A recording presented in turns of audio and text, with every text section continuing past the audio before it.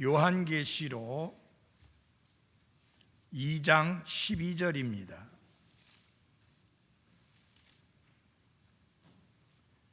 버가모에 있는 교회의 천사에게 쓰라. 양날 달린 날카로운 검을 가진 이가 이것들을 말하노라. 내가 네 행위를 알고 또 네가 거하는 곳을 아노니 즉 사탄의 자리가 있는 곳이라. 네가 내 이름을 굳게 붙잡고 안디바가 나의 신실한 순교자가 되어 너희 가운데서 곧 사탄이 거하는 곳에서 죽임을 당한 그때에도 나의 믿음을 부인하지 아니하였도다. 그러나 내가 너를 책망할 것이 몇 가지 있나니 이는 거기에 발람의 교리를 붙잡는 자들이 네게 있기 때문이로다. 그가 발락을 가르쳐 이스라엘 자손 앞에 걸림돌을 놓게 하고 우상들에게 시생물로 바친 것들을 먹게 하며 또 음행하게 하였느니라. 이와 같이 네게도 니골라당의 교리를 붙잡는 자들이 있거니와 내가 그것을 미워하노라. 회개하라. 그리하지 아니하면 내가 속히 네게 가서 내 입의 칼로 그들과 싸우리라. 귀 있는 자는 성령께서 교회들에 말씀하시는 것을 들을지어다. 이기는 자에게는 내가 감추어둔 만나를 주어 먹게 하고 또 신돌을 그에게 줄 터인데 그 돌에는 새 이름이 기록되어 있어 그 돌을 받는 자 외에는 아무도 그 이름을 알지 못하느니라. 아멘. 로마서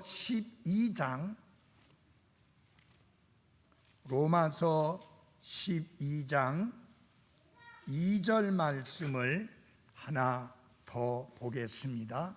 로마서 12장 2절 말씀입니다.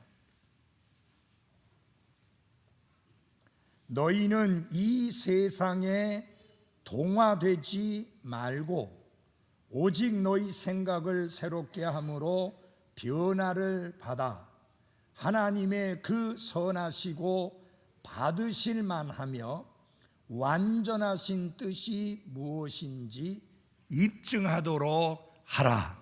아멘. 기도하겠습니다.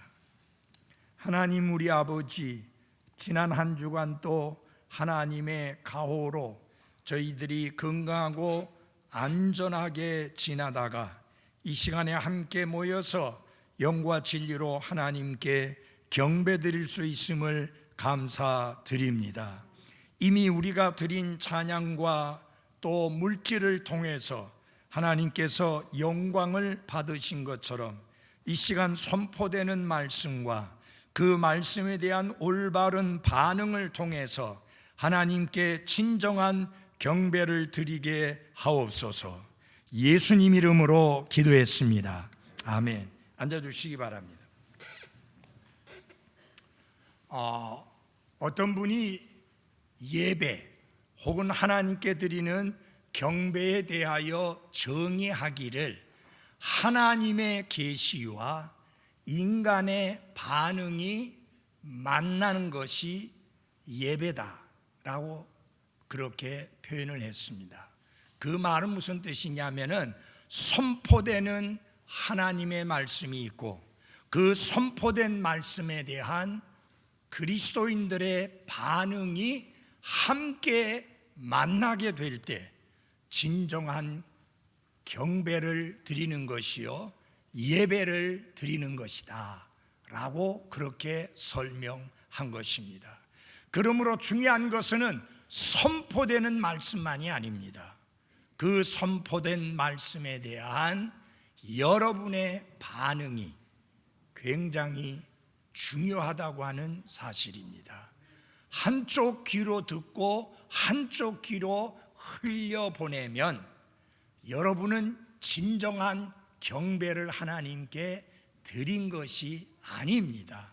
이 시간 하나님의 말씀에 귀를 기울여야 될 뿐만 아니라 그 말씀을 들으면서 내가 들은 말씀을 통해서 내가 하나님 앞에 감사해야 될 것은 무엇인가, 또 믿음으로 주장해야 될 약속의 말씀은 무엇인가, 그리고 내 삶 속에서 버리고 해결해야 될 문제나 죄는 없는가, 자신을 돌아보고 살피면서 하나님 앞에 회개할 것은 회개하고 감사드릴 것은 감사하고 결단할 것은 결단하는 반응이 있을 때 비로소 참된 경배가 드려지는 것이다.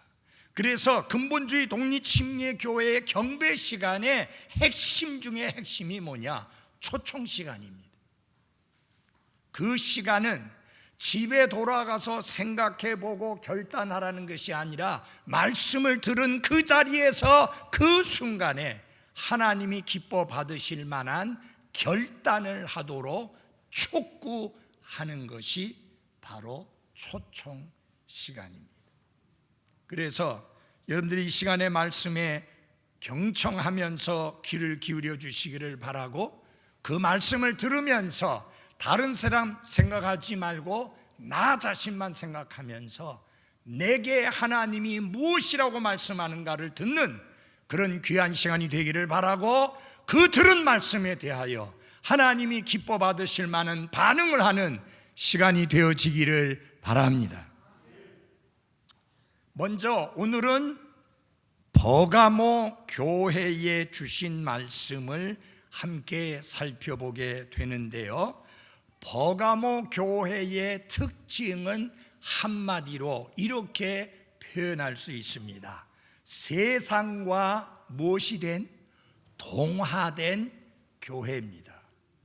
다른 말로 바꿔서 말씀드린다면 세속화된 교회다, 그렇게 말씀드릴 수 있습니다. 성경은 그리스도인들에게 강력하게 말씀합니다. 너희는 이 세상에 동화되지 말라.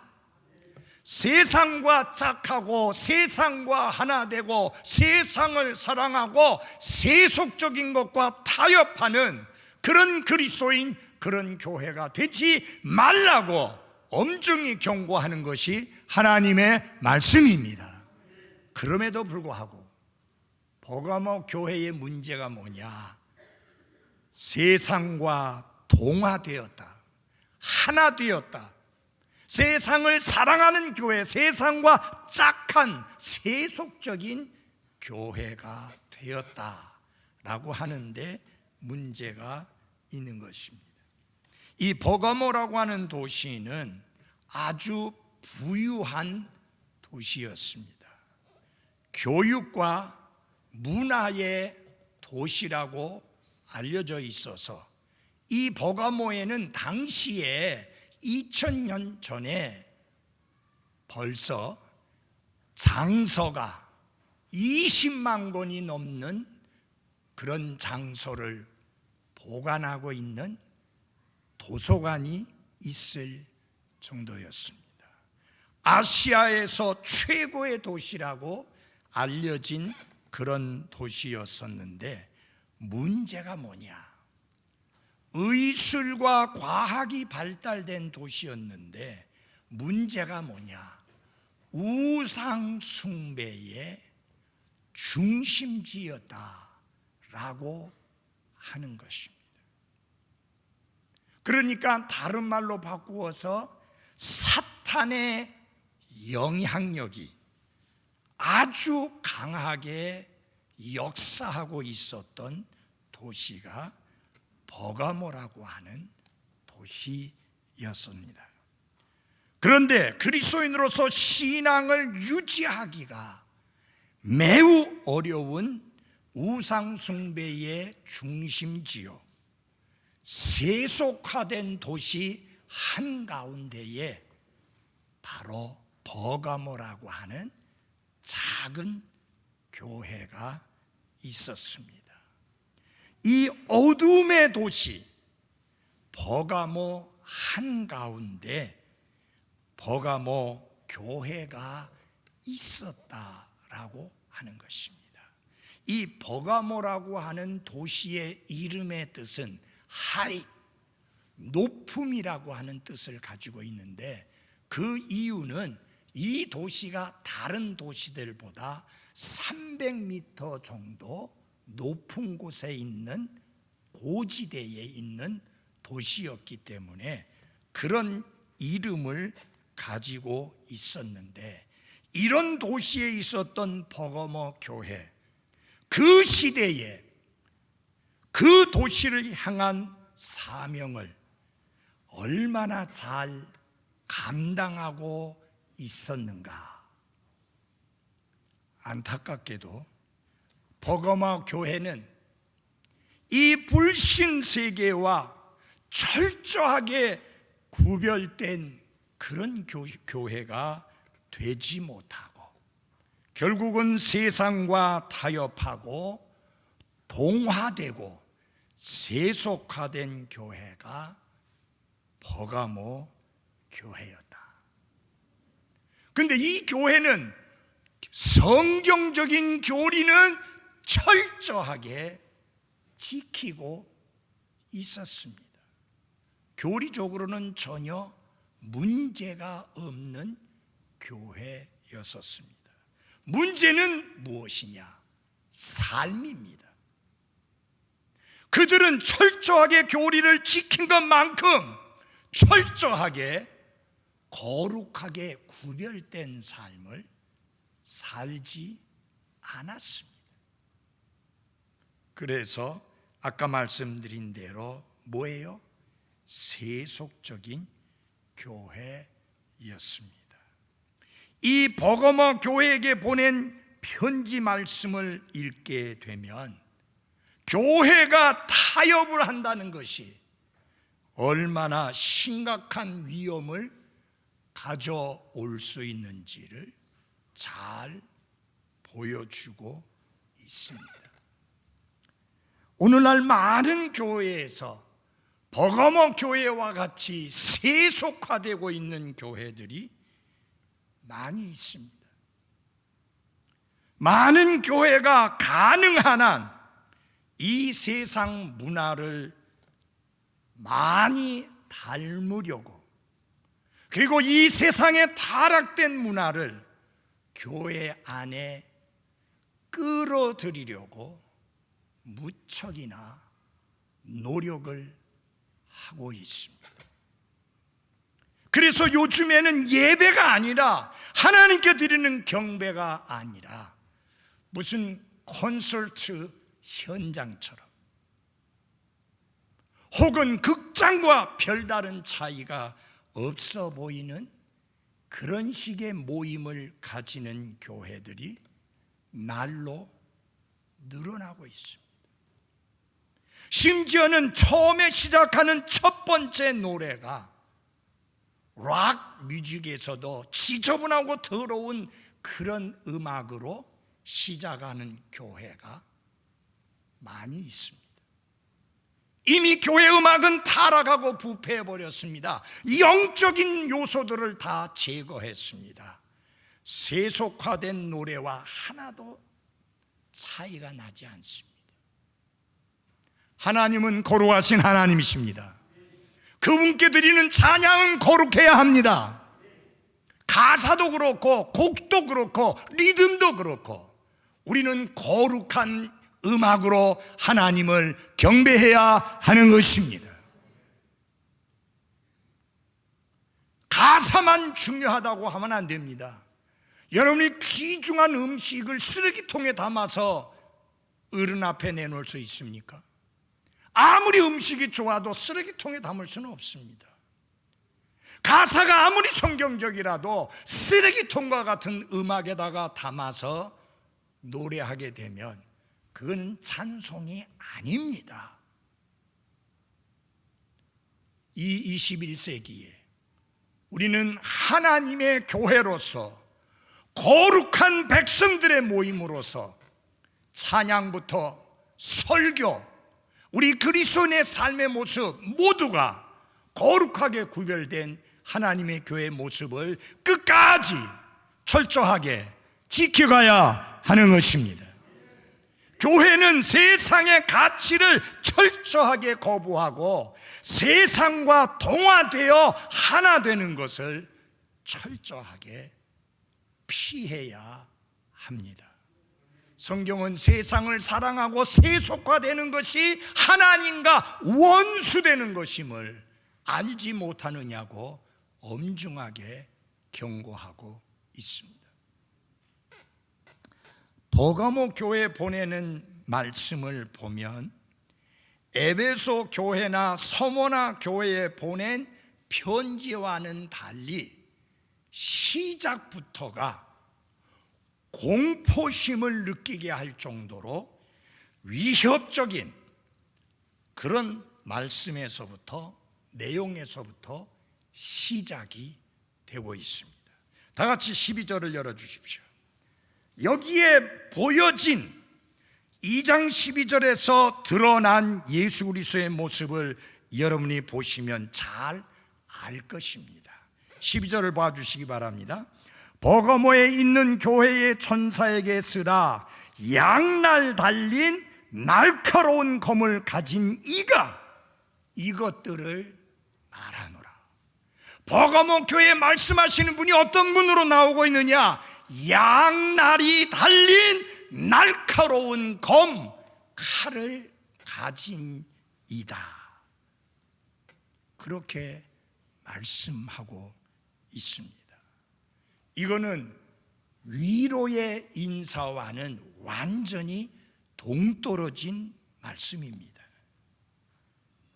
마치 사도 요한이 이 환상을 처음 보는 순간에 느꼈던 두려움과 똑같은 감정을 갖게 하는 엄중한 경고의 모습을 담고 있는 게 12절의 말씀입니다. 자, 본문에서 양날 달린 날카로운 검, 또 sharp sword with two edges. 자, 양날 달린 날카로운 검, 이것은 무엇을 의미하는가? 그것을 가지신 예수 그리스도 말고 우선 이 칼에 대해서 생각해 보겠습니다. 이것은 무엇을 나타내는가? 하나님의 말씀을 나타냅니다. 성경은 무엇과 같으냐? 양날이 달린, 다시 말하면 칼인데 양쪽에 날이 있고 그 날이 묻은 게 아니라 날카로운 칼로 비유하고 있습니다. 히브리서 4장 12절에 보면 이렇게 말씀하고 있습니다. 하나님의 말씀은 살아있고 권능이 있으며 양날 달린 어떤 검보다도 예리하여 혼과 영과 및 관절과 골수를 찔러 둘로 나누기까지 한다. 다시 말하면 사람의 가장 깊은 곳, 그 생각, 그 사람의 의도, 그 사람의 동기까지도 꿰뚫어 보는 것, 그리고 그것을 밝히 드러내는 것이 하나님의 말씀의 권능이다. 그렇게 말씀하고 있습니다. 사랑하는 여러분, 기억하십시오. 하나님의 말씀은 살아 있습니다. 하나님의 말씀은 권능이 있습니다. Quick and powerful, the word of God. 하나님의 말씀은 살았고 권능이 충만하다. 양날 달린 날카로운 검은 성도들을 이 죄악된 세상으로부터 철저하게 구별된 삶을 살도록 분리시키는 권능을 가지고 있을 뿐만 아니라 이 세상의 죄악된 사악한 죄를 심판하는 권능을 가지고 있는 양쪽의 날을 가진 날카로운 칼과 같은 것이 하나님의 말씀이라고 하는 것을 상징적으로 보여주는 표현이 바로 이 말씀입니다. 여러분, 하나님의 말씀은 죄인들을 구원하는, 회개하고 예수 그리스도를 구원자와 주님으로 받아들이는 자를 구원하는 권능이 있는 말씀입니다. 그래서 하나님의 말씀은 구원의 말씀이다. 아멘. 구원의 말씀이다. 뿐만 아니라 하나님의 말씀은 정죄와 심판의 말씀입니다. 믿지 않는 자들을 정죄하시고 마침내 심판하는 그것이 바로 하나님의 말씀이다. 예수님께서 말씀하셨잖아요. 마지막 날에 내가 심판하리라고 생각하지 마라. 내가 말한 그 말씀이 너희를 심판하리라. 그러면 이 칼을 가지신 이, 그것은 무엇을 나타내는가? 여러분 보십시오. 12절에 뭐라고 그랬습니까? 양날 달린 날카로운 검을 가진 뭐예요? 이 양날 달린 날카로운 검을 가지신 분이다. He which has the sharp sword with two edges. 이건 무엇을 가리키느냐? 예수님이 판단자요, 재판관이요, 또한 심판자이심을 나타내는 상징적인 말씀입니다. 예수 그리스도는 믿는 자들을 구원하시는 구원자이시지만 끝까지 회개하지 않는 자들을 심판하시는 심판자이신 분이십니다. 바로 그것을 말씀해 주고 있습니다. 예수님께서 재림하실 때에 끝까지 회개치 아니한 자들을 심판하는 모습을 요한계시록 19장 15절에 이렇게 말씀했습니다. 그분의 입에서 예리한 검이 나오는데 그분께서 그 검으로 민족들을 치시고, 그렇게 말씀했습니다. 여러분, 입에서 나오는 예리한 검, 그 뭐예요? 말씀이에요. 그 말씀으로 민족들을 치시고 심판하신다는 그런 말씀입니다. 사랑하는 그리스도인 여러분, 우리는 예수님의 말씀을 듣고 하나님 앞에 죄인임을 회개하고 그분을 구원자와 주님으로 받아들여서 그 말씀의 권능으로 다시 태어났고 하나님의 자녀가 된 것을 감사합시다. 너희가 다시 태어난 것이 썩어질 씨로 말미암아 된 것이 아니요 썩지 아니할 씨로 된 것이니 하나님의 살아있고 항상 있는 말씀으로 되었느니라. 우리에게는 이 말씀이 구원의 말씀이요, 우리에게는 이 말씀이 우리를 거듭나게 한 말씀이요, 이 말씀이 우리를 성도가 되게 한 말씀이요, 이 말씀이 우리를 하나님의 자녀가 되게 하신 말씀인 것을 감사합니다. 근데 2장 12절에서 예수님이 이 말씀을 하시면서 그거를 깨우치기 위한 말씀이 아니에요. 세속화된 교회를 향하여서 그들을 판단하시고 심판하시겠다는 엄중한 말씀입니다.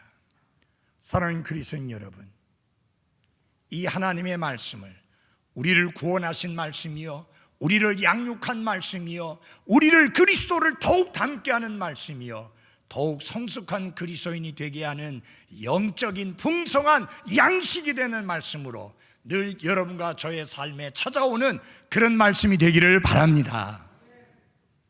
그래서 우리는 이 하나님의 말씀을 통해서 우리 자신을 살피고 우리 자신을 성찰하는 삶을 살아야 될 뿐만 아니라 또한 그리스도의 심판대 앞에 섰을 때 부끄러움 없이 당당하게 설 수 있는 성도가 되도록 힘써야 하는 것입니다. 버가모 교회에 주신 이 메시지의 핵심이 뭐냐? 나는 너희를 심판하는 주님이다. 그래서 주님이 주신 경고의 말씀이 뭐예요? 회개하라! 그리하지 아니하면 내가 이렇게 심판하리라고 하는 엄중한 경고의 말씀이 나오고 있습니다. 바라건대 우리 교회 하시는 예수님의 말씀이 회개하라가 아니기를 바랍니다.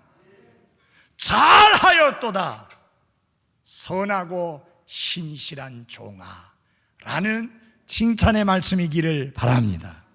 두 번째로, 그래도 이 교회 예수님께 칭찬을 들은 부분이 있습니다. 한번 말씀을 보시기 바랍니다. 2장 13절입니다. 요한계시록 2장 13절. 내가 네 행위를 알고 네가 거하는 곳을 아노니 즉 사탄의 자리가 있는 곳이라. 네가 내 이름을 굳게 붙잡고 안디바가 나의 신실한 순교자가 되어 너희 가운데서 고 사탄이 거하는 곳에서 죽임을 당한 그때에도 나의 믿음을 부인하지 아니하였도다. 칭찬하는 내용이 나옵니다.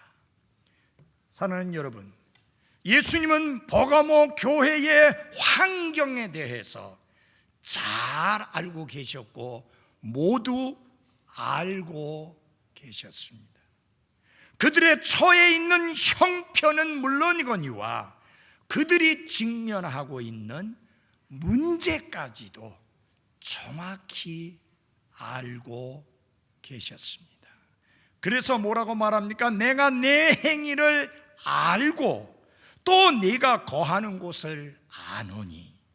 제가 이 계시록 설교를 준비하면서 30권 이상의 책을 참고하면서 읽고 묵상하고 공부하는데 꼭 대부분의 책에서 무슨 내용이 나오느냐, 원래 본이 있는 그 사본에는 네 행위를 알고라는 말이 없다,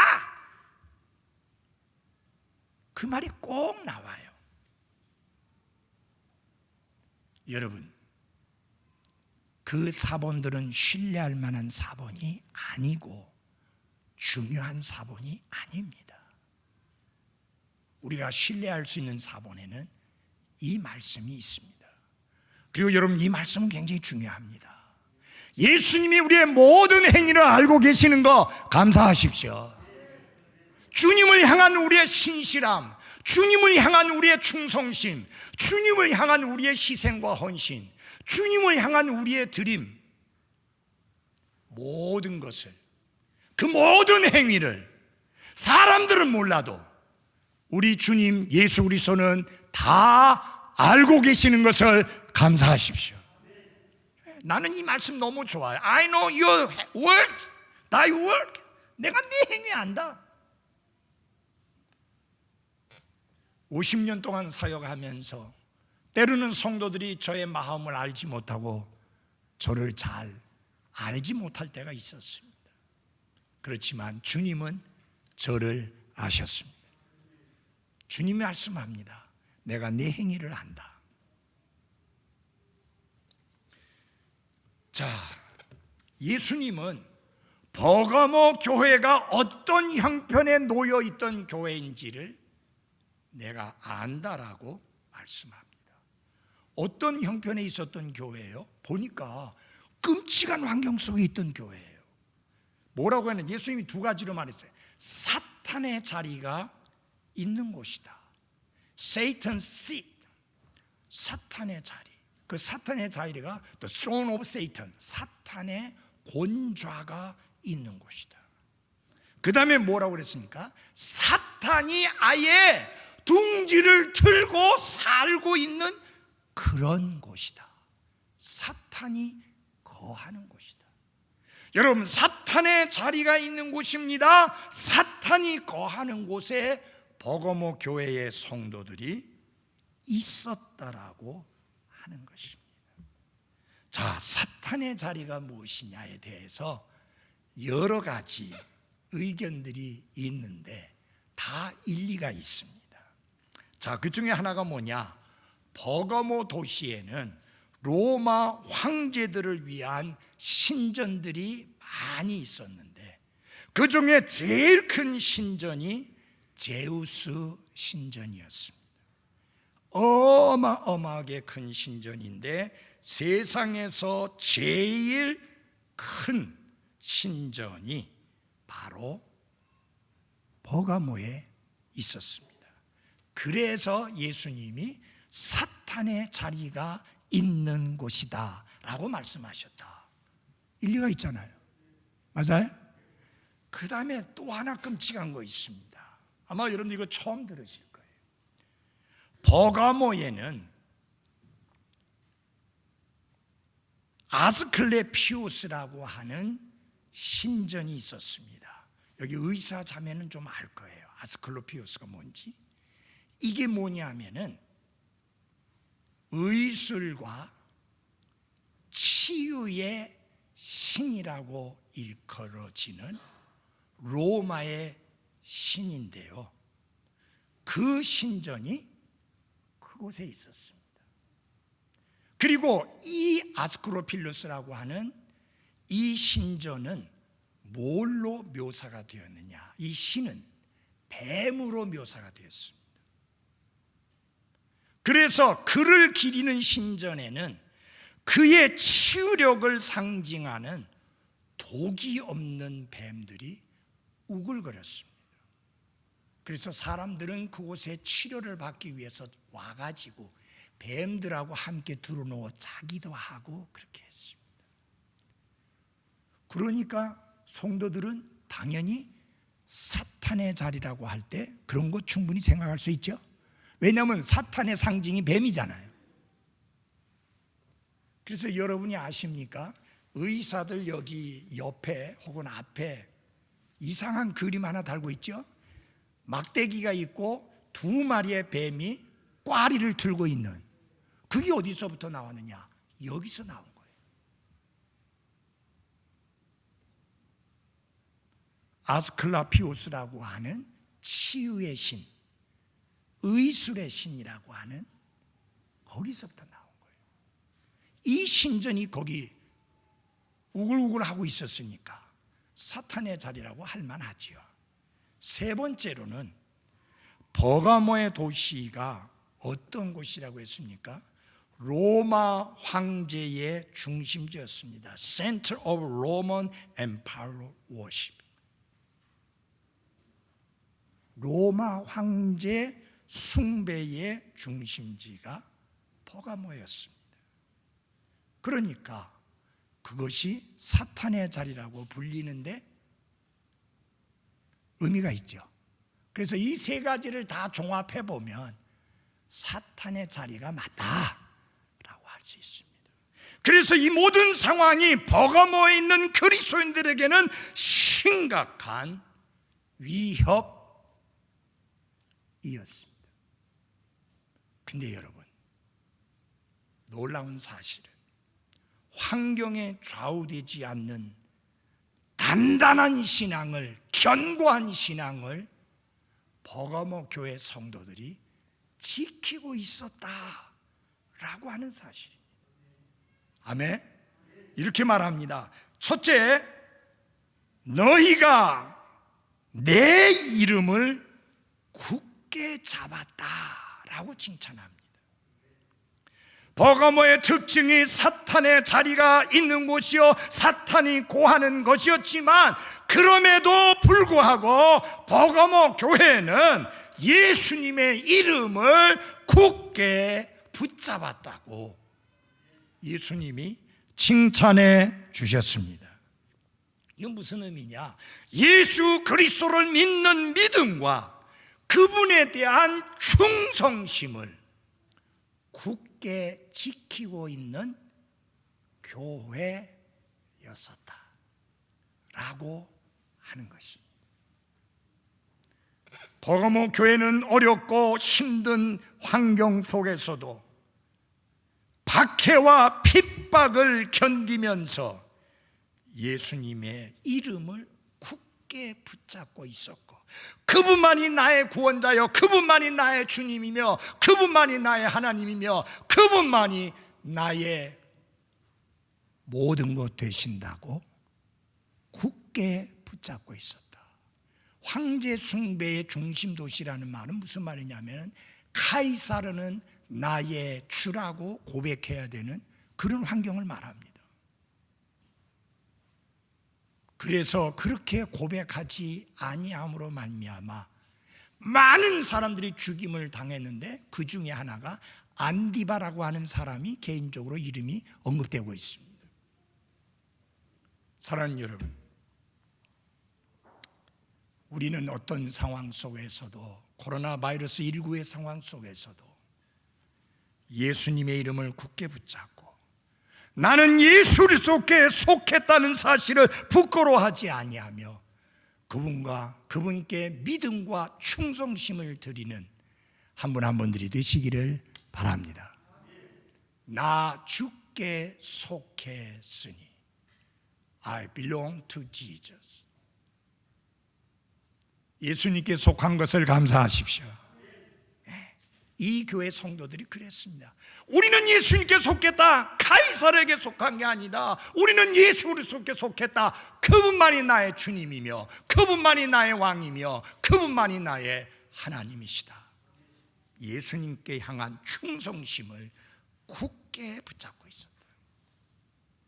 두 번째로 예수님의 칭찬하신 것은 뭐냐면 나의 믿음을 부인하지 않았다.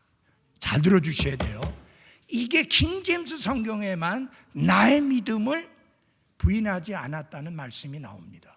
다른 성경에는 나를 믿는 너희의 믿음, 이렇게 나를 믿는 거라고 했지 나의 믿음이라고 하지 않았습니다. 이게 아주 중요한 의미인데 말씀을 드리겠습니다.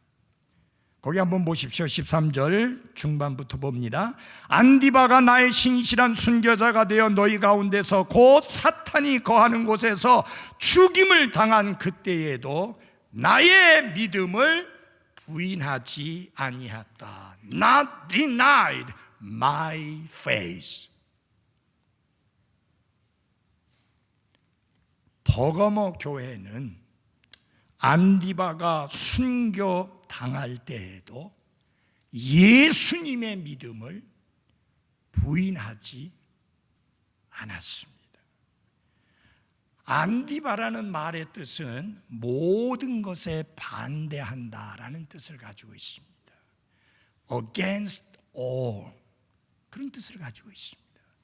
당시에 버가모는 모든 걸 반대할 수밖에 없는 그런 상황이었어요.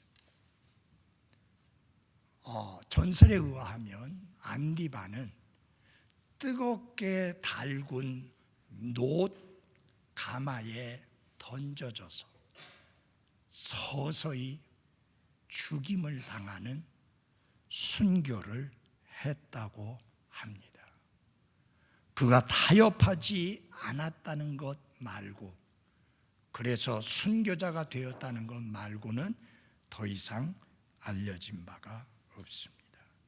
여기서 예수님은 나를 믿는 믿음을 부인하지 않았다고 한 것이 아니라 나의 믿음을 부인하지 않았다라고 했습니다.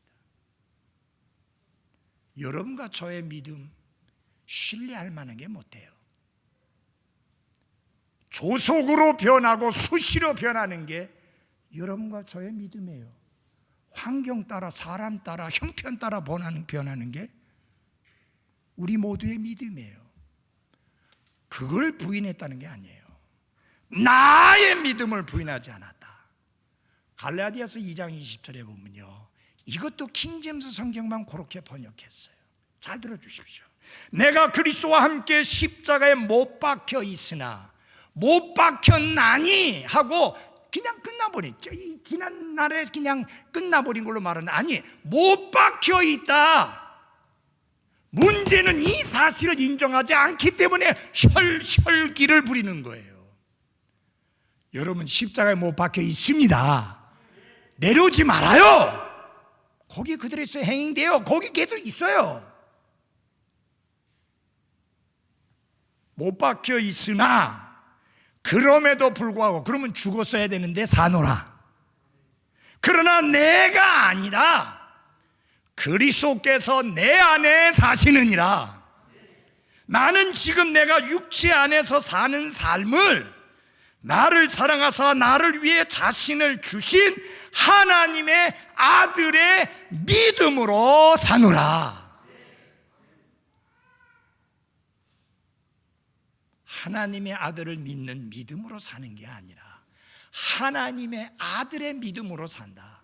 변함없으신 한결같으신 그분의 믿음으로 우리가 산다. 우리야 수시로 바뀌고 변하지만 예수님은 변치 않는 분이십니다. 그래서 내가 믿음의 생활을 사는 게 아니라 예수님께서 내 안에서 나를 통해서 사시도록 그렇게 교환된 삶이 그리스도인의 삶인 것입니다. 그래서 이렇게 말합니다. Christian life is exchange life. 그리스도인의 삶은 교환된 삶이다. 내가 아니고 내 안에 하나님 아들 그리스도께서 나를 통해서 사신다. 이들은 그것을 부인하지 않았다. 이렇게 칭찬 들었습니다. 아멘. 얼마나 좋은 칭찬이에요. 그러나 아쉽게도 이 교회는 책망을 듣습니다. 한번 보시기 바랍니다. 14절입니다. 앞에 조금만 읽겠습니다. 시작. 그러나 내가 너를 책망할 것이 몇 가지 있나니. 요 놈은 그러나가 없으면 좋겠는데, 이 그러나가 좋은 의미로 나올 때도 있지만 그러나 하면서 그들의 문제점을 지금 예수님이 지적하는 것입니다. 에베소 교회와는 정반대 문제를 안고 있었습니다. 에베소 교회는 거짓 교리들을 시험해가지고 이건 아니다 하고 당당하게 거부했는데, 버가모 교회는 그거 이리저리 구별하지 않고 그냥 넙죽 다 받아들였어요. 그러니까 무슨 교회? 타협하는 교회, compromise church. 타협하면 어떤 교회가 됩니까? 세속화된 교회가 됩니다. 월드네스 처치가 되는 거예요. 사랑하는 그리스도인 여러분, 우리는 절대로 타협해서는 안 됩니다.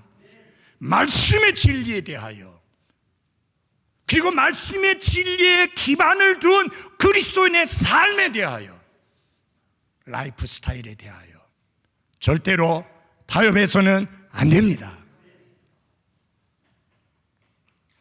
예수님이 몇 가지 책망할 것이 있다, 그렇게 말씀을 했는데 두 가지를 책망합니다. 하나는 발람의 교리를 붙잡는 자들이 있다. 이 발람의 교리가 어떤 건지 거기 나와 있습니다. 보십시오. 그러나 내가 너를 책망할 것이 몇 가지 있나니 이는 거기에 발람의 교리를 붙잡는 자들이 네게 있기 때문이로다. 그가 발락을 가르쳐 이스라엘 자손 앞에 걸림돌을 놓게 하고 우상들에게 희생물로 바친 것들을 먹게 하며 또 음행하게 하였느니라. 민수기 22장에서 25장까지 보면 발람이라는 인물이 등장합니다. 그는 이방인입니다. 그런데 이스라엘이 모압 지경을 지나가려고 하니까 모압 왕이 겁을 집어먹고 그냥 지나가는 게 아니라 우리를 덮쳐서 공격할까 봐 겁이 나가지고 발람이라는 거짓 대언자를 불러서 저 이스라엘 백성을 좀 저주 좀 해달라라고 부탁을 합니다. 처음에는 아니라고 하다가 너무너무 거대한 물질을 제공하겠다고 하니까 눈이 확 뒤집어져 가지고 가다가, 하나님이 막으셨는데도 끝까지 가다가 결국 갔는데, 이 저주하라고 그래서 저주하려고 올라가 보니까 입에서 나오는 건 저주의 말이 아니라 축복의 말이에요. 3번이나 반복했는데도 안 되는 거예요. 그러니까 발락이 화가 나갖고 가라 해갖고 차버렸어요. 여러분, 거기서 끝났어야 되는데 어떻게 했느냐? 발람이 이스라엘로 하여금 두 가지 범죄를 저지르게 만듭니다. 하나는 이교도들하고 결혼하게 합니다. 또 다른 하나는 그 이교도들이 하는 우상 숭배의 자리에 이스라엘 백성들이 참석하도록 해서 그들이 먹는 음식을 먹고 그들이 하는 모든 것들을 따라하게 합니다. 그래서 두 가지 죄에 빠지게 만듭니다. 우상 숭배와 음행의 죄를 저지르게 합니다. 바로 버가모 교회가 그런 죄악 속에 빠졌다. 아까 말씀드렸잖아요. 우상 숭배 중심지라고 했잖아요.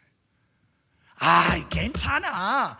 뭐 와서 절하라는 게 아니야. 와서 우리가 어떻게 하는지 한번 구경만 해봐.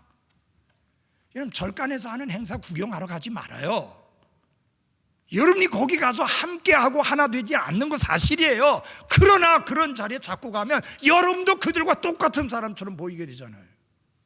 여러분, 행사에 참석한 사람 숫자 셀 때 여러분 숫자도 들어가요.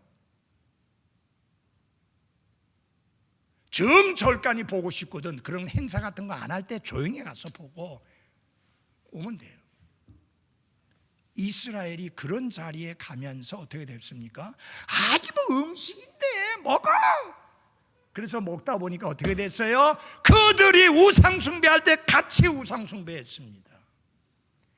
결혼하는데 마음에 드는 사람 있으면 결혼하면 되지, 꼭 이스라엘 사람하고만 결혼해야 돼? 꼭 그리스도인하고만 결혼해야 돼? 마음에 들면 결혼하면 되지? 그렇게 해서 결국 타협하고 변질되고 부패하고 세속화가 돼버린 겁니다. 사랑하는 그리스도인 여러분, 타협은요 하루아침에 일어나는 거 아니에요. 조금씩 양보하다가 끔찍한 결과가 생깁니다. 처음부터 노하고 처음부터 아니오라고 하고 처음부터 거부해야 합니다. 작은 것에서부터. 두 번째로는 니골라당의 교리를 붙잡는 자들이 있다. 전에도 말씀드렸지만 니골라당의 교리가 어떤 것이냐 하는 것에 대해서 제가 수십 권의 책을 봐도 어떻게 했느냐, 미국 사람들은 그때 커피 한 잔 마신다고 합니다. 주석서 쓰는 사람이. 그 커피 한 잔 마시고 나서는 그 다음 절로 넘어가는 거예요. 한국 사람이 쓸 때 어떻게 하느냐, 화장실 갔다 옵니다. 화장실 갔다 와서 그냥 그 다음 절로 넘어가는 거예요. 니골라당에 대해서 니골라당의 교리를 붙잡는 자들이 이야기했는데 정확하게 이것이 무엇인가에 대하여서는 말씀하고 있지는 않습니다. 그러나 앞뒤와 모든 환경적인 것을 볼 때 부도덕하고 지저분하고 더러운 삶을 옹호하며 따르는 그런 교리인 것만은 분명합니다.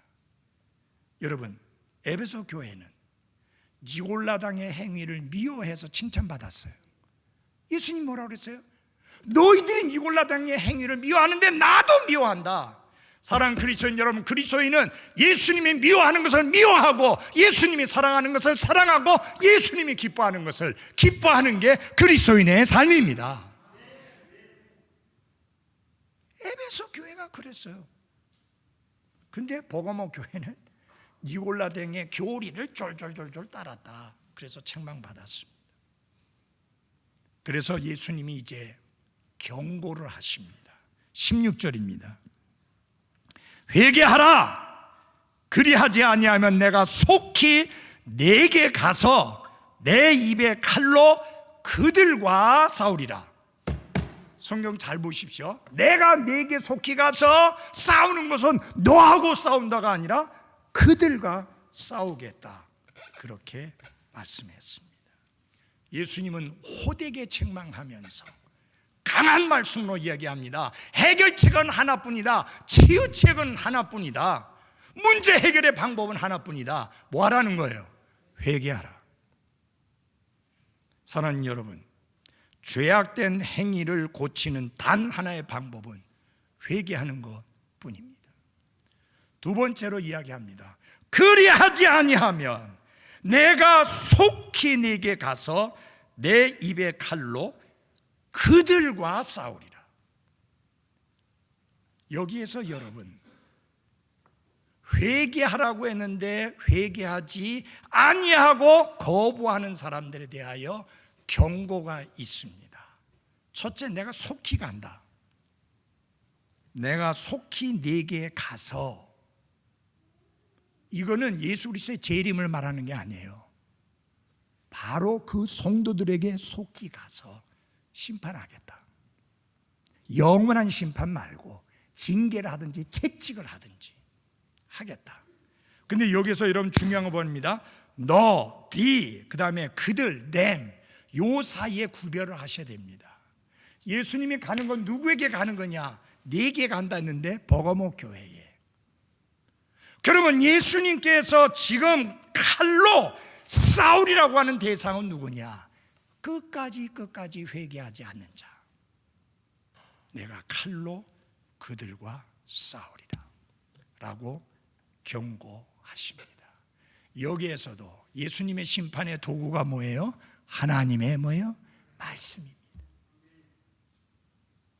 나는 여러분과 저의 삶에 하나님의 말씀이 심판의 도구가 아니라 위로와 격려와 힘과 용기를 얻게 하는 그런 도구가 되기를 바랍니다.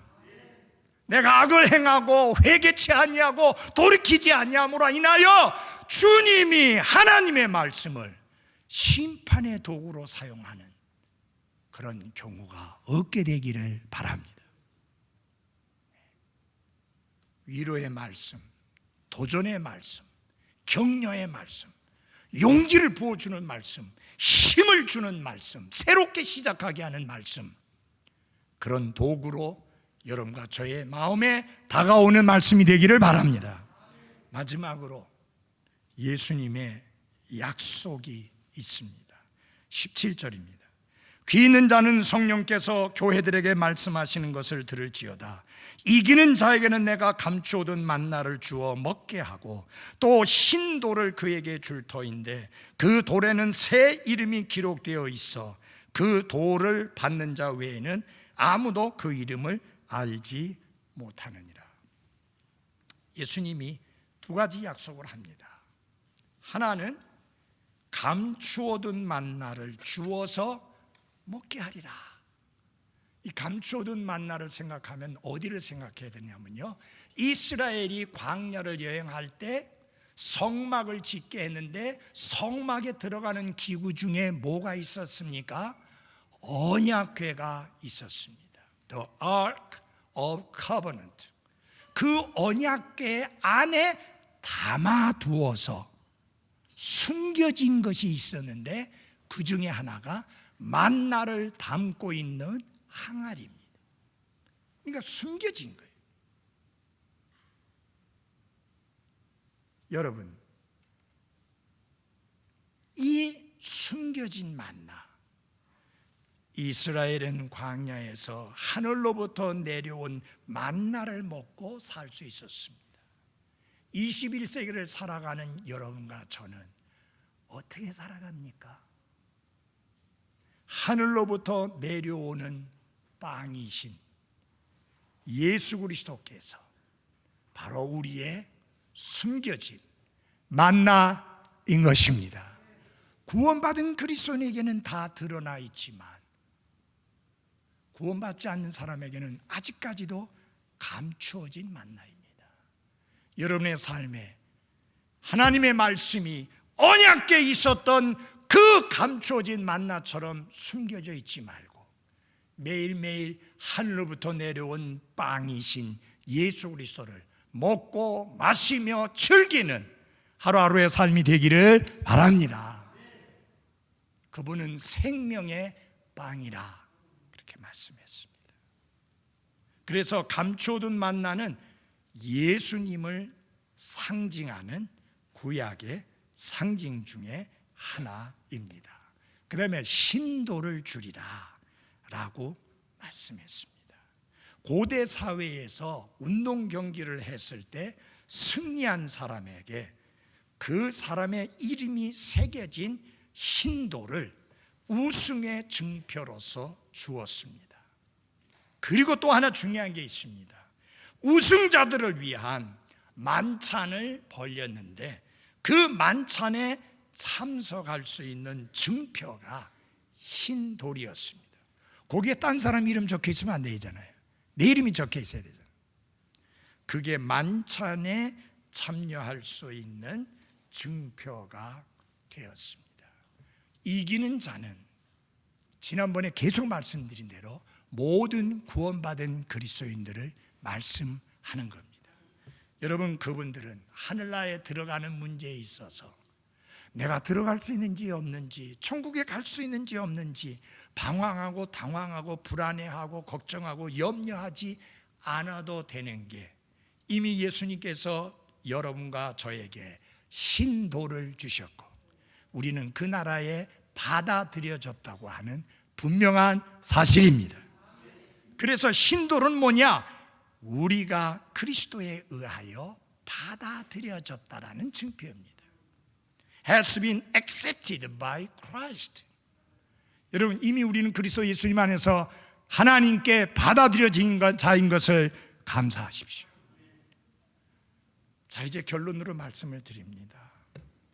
다시 태어난 하나님의 자녀인 여러분과 저, 하나님은 우리가 성도라는 이름에 걸맞게 거룩하게 구별된 생활을 살기를 원하십니다. 오늘 여러분의 삶의 모습은 어떠합니까? 과연 거룩하게 구별된 성도의 삶을 살고 있습니까? 오늘 이 아침에 하나님은 왜 이 말씀을 나와 여러분에게 주셨는가요? 우리를 살펴보고 하나님 앞에 바로 할 것을 바로 하도록 하기 위함인 것입니다. 이제 잠시 기도의 시간을 가지겠습니다. 각각 오늘 들은 말씀을 생각하며 하나님 앞에 반응하는 시간이 되기를 바랍니다.